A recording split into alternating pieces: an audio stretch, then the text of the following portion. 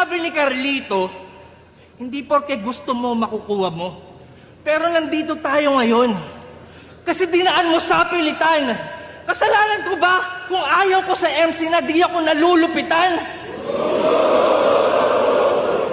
Ayaw ko sa hype mo. Ayaw ko sa hype mo.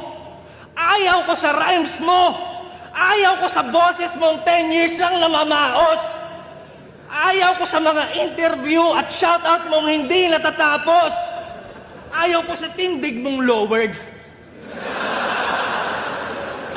Ayaw ko sa feeling high-powered. Ayaw ko sa wordplay mong awkward. Tangina, kahit sa alter ego, bitch nonsense, hindi ka nag-stand out. Sobrang ayaw ko sa'yo, pati si Freak Sanchez, hindi ka in-all out. Yun ang mga ayaw ko sa'yo. Tangina mo ka. Pero doon naman tayo sa mga ayaw mo. Hinihiling ko na sana malampasan mo lahat ng hate.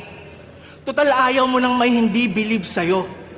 Sana pag nang babae ka, mag-positive ka sa age.